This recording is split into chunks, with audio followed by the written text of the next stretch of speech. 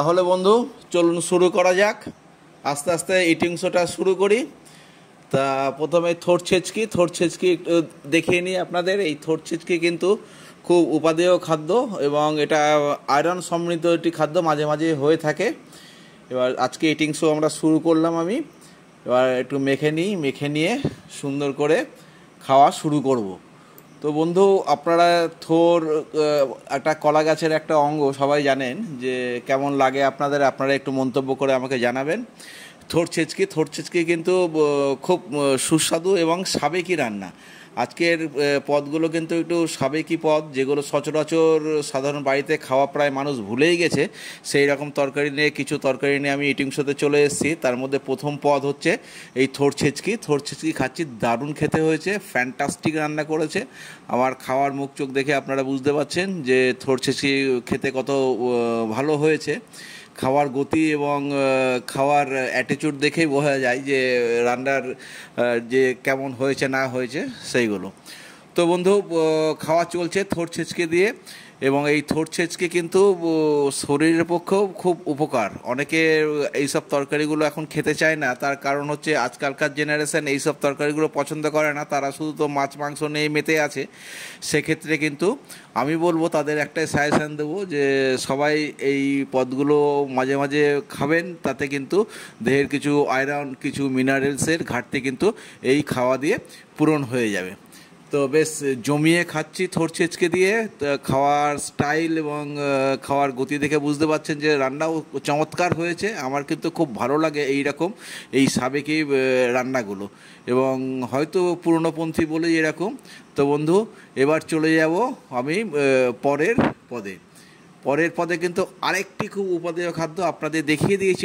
এটা হচ্ছে কচুরমুখী, অনেকে গাঠি কচু বলে। সেটা চিংড়ি মাছ দিয়ে গাঠি কচুর তরকারি।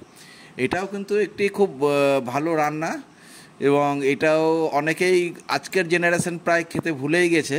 কিন্তু আমাদের বলবো না, আমাদের বাড়িতেও যে আমার নেক্সট জেনারেশন, তারা কিন্তু এইসব তরকারিগুলো পছন্দ করে না। কিন্তু আমার দারুণ লাগে, এবং দেখলেন আমি দারুণ লাগছে তার অভিব্যক্তিও আপনাদের সামনে প্রকাশ করলাম। তো আপনাদের কার কার এই ধরনের তরকারি ভালো লাগে আপনারা কমেন্টসে জানালে খুব ভালো লাগবে আমার, যে আমিও বুঝতে পারবো আমার মতন কিছু লোক, কিছু বন্ধু, তারাও এরকম গাঠি কচুর তরকারি, থোড়ের তরকারি দিয়ে খেতে খুব ভালোবাসে। আসলে এই খাওয়া দাওয়াগুলো এখন এত বিদেশি খাওয়ার দিকে আমরা ঝুঁকেছি। চাইনিজ বা বিরিয়ানি তো এখন খুব চল, কত উঠতে বসতে বিরিয়ানি। তো সেই জায়গায় যদি এরকম সাবেকি রান্না আপনাদের ভালো লাগে, এবং আপনাদের কেমন লাগে, কার কোন তরকারি খেতে ভালো লাগে, এইগুলো আমাকে যদি রিমার্কসে আপনারা লেখেন, তাহলে আমি ভাববো আমার এই ভিডিও করাগুলো সার্থক হচ্ছে। তো বন্ধু, এখন খাচ্ছি কচুরমুখী, চিংড়ি মাছ দিয়ে কচুরমুখীর তরকারি, এবং দারুণ টেস্টি করেছে, সুন্দর রান্না করেছে। এবং আমার গিন্নি কিন্তু এই রান্নাগুলো খুব ভালো করে, একে একে মার কাছ থেকে সব শিখে নিয়ে ভালোই করে। বেশ ভালো লাগছে পুরনো ধরনের খাবার। তো চলুন এবার নেক্সট আইটেমে চলে যায়। আপনাদের দেখিয়ে দিয়েছি নেক্সট আইটেম কি। নেক্সট আইটেম হচ্ছে হাঁসের ডিমের কারি।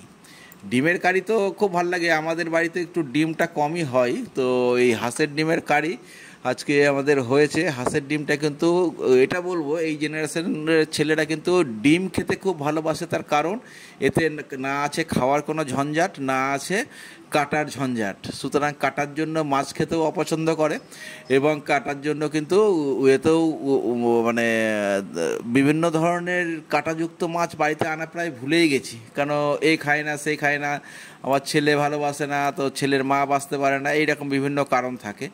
কিন্তু তা সত্ত্বেও বলি, এই জন্যই এই জেনারেশনের কাছে ডিম কিন্তু একটা খুব ভালো খাদ্য। ডিম প্রেফার করে। ডিমের বিভিন্ন আইটেম হয়, তার মধ্যে আজকে হাঁসের ডিমের কারি হয়েছে।